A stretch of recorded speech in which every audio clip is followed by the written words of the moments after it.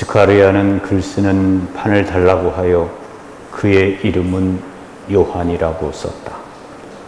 그러자 모두 놀라워하였다. 그때 즈카리아는 즉시 입이 열리고 혀가 풀려 말을 하기 시작하면서 하느님을 찬미하였다.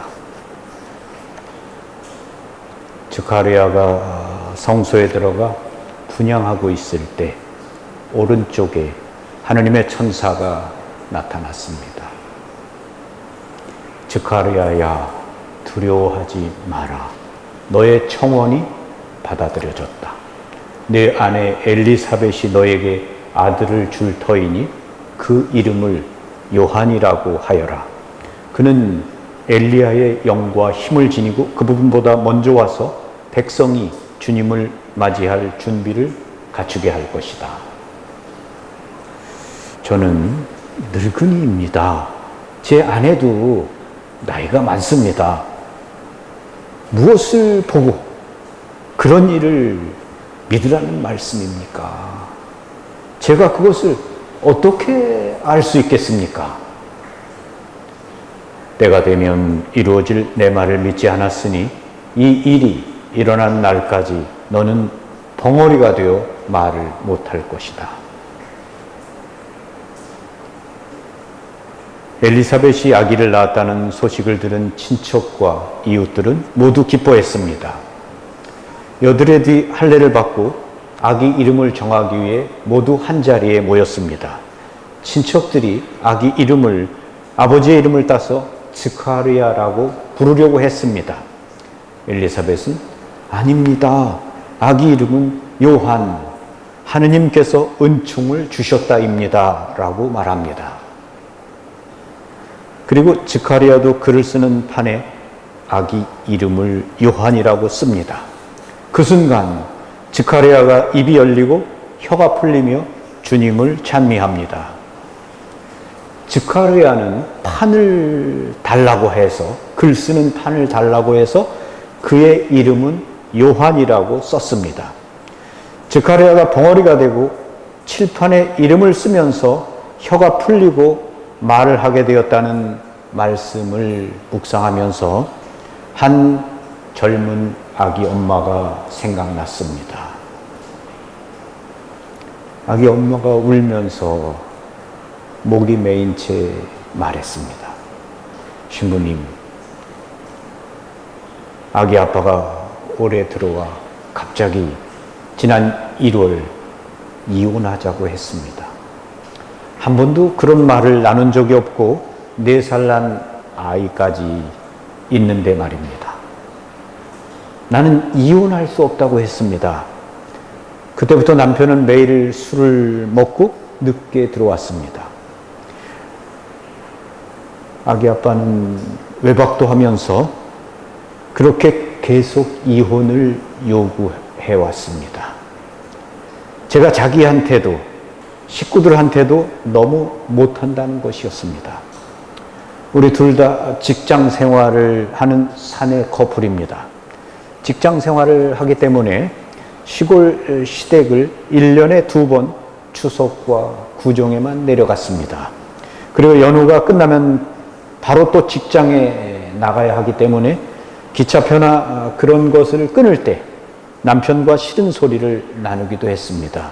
남편은 연휴 마지막 날까지 있기를 원했고 저는 추석이나 구정 다음 날 바로 올라오는 것을 원했습니다. 네가 원하는 대로 해. 내가 하고 싶은 대로 해. 남편은 늘 그렇게 말하고 속에다가 쌓아두었다가 이제 그만 끝내자고 합니다. 사실 가만히 생각해보면 친정집과 가까이 지냈습니다. 그 이유는 아이 때문입니다. 직장 생활을 해야 하니까 아이는 친정에 맡겼고 퇴근하면 가서 아기 데리고 집에 오고 그리고 남편이 집에 안 오면 아기가 아빠 봐야 하는데 안 온다고 하면서 빨리 들어오라고 했습니다. 휴가 갈 때도 애를 봐주는 엄마가 고맙고 미안해서 친정엄마랑 함께 갔습니다. 그런데 이것이 남편을 힘들게 했나 봅니다. 저는 단순하게 생각했고 아이 때문에 아이를 돌봐주니까 친정집과 가까이 지냈는데 남편의 마음은 그것이 아니었나 봅니다. 미안하다고, 내가 잘못했다고, 이제 다시 시작하자고, 이제까지 당신 마음 잘 모르고 살아왔으니까 이제 처음부터 잘할 테니까 이혼하지 말자고, 이혼만은 안 된다고 했습니다. 제가 아무리 얘기해도 남편의 마음이 열리지 않습니다. 내가 다 알아서 해야지, 그런 걸 다 말해야 알아듣니? 남편의 말처럼 제가 다 알았어야 하는데 모르고 살아서 이런 큰일이 생겼습니다. 아기 엄마가 눈물을 떨구며 자기의 상처 입은 마음을 제게 열면서 한 이야기입니다. 자기의 상처를 누군가에게 열어 보일 때 그 상처는 그 말을 듣는 사람에게 연민의 마음을 갖게 합니다. 그리고 그 상처를 통해 자신의 상처 또한 보게 됩니다. 상처와 상처가 만나 서로의 마음을 열게 되며 서로를 치유하는 힘을 갖게 됩니다. 스가랴가 오늘 자신의 상처를 이웃과 친척들에게 열어 보입니다. 그가 입은 상처는 사제로서 그가 기도한 것을 하느님께서 들어주신다는 사실을 믿지 못한 것입니다. 그가 얼마나 오랫동안 그 기도를 해왔는지 모릅니다. 천사는 스가랴가 놀랄까 봐 두려워하지 마라 하고 부드럽게 말씀해 주면서 하나하나 조목조목 믿을 수 있도록 친절하게 설명해 주었습니다. 그런데 사제인 스가랴가 지성소 안에서 천사가 발현해서 한 말을 믿지 못한 것입니다. 자신이 늙었다는 이유만을 가지고 하느님의 전능하심을 믿지 못하고 있는 것입니다. 어떤 경우에도 기도의 힘을 믿어야 하고 하느님의 권능을 믿어야 하는 사제 스가랴가 어떻게 무엇을 보고 믿으라고 하십니까? 보여줘야 믿겠습니다. 이렇게 한 것입니다. 천사는 그러한 믿음이 없는 스가랴에게 믿음을 갖도록 시련을 안겨줍니다. 때가 되면 이루어질 내 말을 믿지 않았으니 너는 그때까지 벙어리가 될 것이다.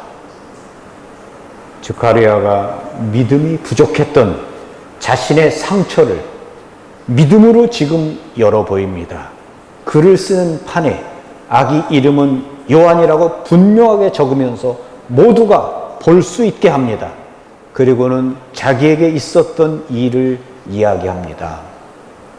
내가 믿고 감사드리고 기뻐했어야 했는데 내가 하느님의 말씀을 믿지 못했습니다.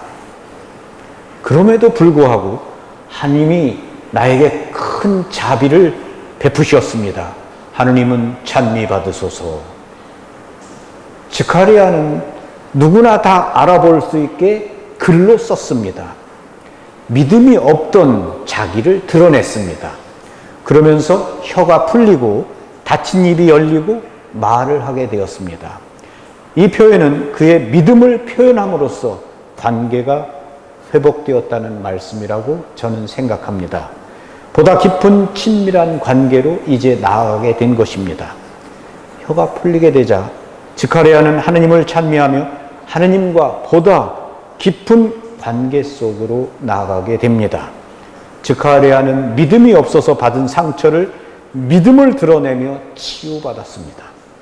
내가 알아서 해야지는 원망하고 탓하며 자기 안으로 파고드는 마음입니다. 겉으로는 내가 다 알아서 해, 내가 하고 싶은 대로 해 라고 편안하게 말하면서 하는 일 하나하나를 지켜보며 마치 머릿속으로 내가 하는 일이 다 그렇지, 왜 내가 너하고 살지? 하는 식의 마음은 결코 사랑이 아닙니다. 스가랴는 글판에 분명하게 요한이라고 써서 누구나 볼 수 있게 했습니다. 나도 내 배우자나 사랑하는 사람에게 내 마음의 이야기를 보여줘야 합니다. 내가 무슨 생각을 하면서 사는지, 내 감정이 어떤지, 내가 그렇게 할 때 내 마음에 어떤 분노가 느껴진다든지, 내가 그렇게 말하거나 행동할 때 정말 싫어진다든지, 내가 친정집에 애 보러 가자고 할 때 너무너무 화가 난다든지, 그때 내 마음속에서 이러이러한 감정이 든다고 글을 쓰는 것처럼 분명하게 표현해 줘야 합니다. 우리가 서로에게 입을 다물고 혀를 닫는 벙어리가 어떻게 됩니까? 어떻게 해서 우리가 서로에게 벙어리가 됩니까? 친절하게 하나하나 설명하는 천사에게 스가랴가 이렇게 대답했습니다. 나보고 어떻게 믿으라고 하십니까? 무엇을 보고 믿으라고 하십니까? 우리들도 집에서 이렇게 말하곤 합니다. 당신 말을 내가 어떻게 믿어? 나보고 무엇을 보고 믿으라고 그러는 거야? 난 믿을 수 없어. 내가 믿을 수 있게 보여줘봐. 너 지난번에도 그랬잖아. 어떻게 네 말을 엄마가 믿니? 네가 보여준 게 없잖아. 이러한 말들은 그 말을 듣는 상대방의 마음에 상처를 줍니다. 나를 믿지 않는구나. 나를 받아들여 주지 않는구나. 내 말은 들어주지 않는구나. 그러므로서 벙어리가 됩니다. 마음을 닫아버리게 됩니다. 마음속에 있는 얘기는 하지 않게 됩니다. 겉에 있는 말만 합니다. 속마음에 대해서는 입을 닫습니다. 서로가 서로에게 벙어리가 됩니다. 서로의 말을, 마음을 열고 들어주고 자신의 상처를 열어서 보여줘야 됩니다. 속마음에 있는 얘기를 털어놔야 됩니다. 이렇게 될 때 스가랴가 입이 열리고 혀가 풀리게 되어 말을 하며 함께 기쁨을 나누고 주님을 찬미한 것처럼 바로 그러한 일이 우리 안에 일어나게 됩니다. 스가랴는 글 쓰는 판을 달라고 하여 그의 이름은 요한이라고 썼다. 아멘.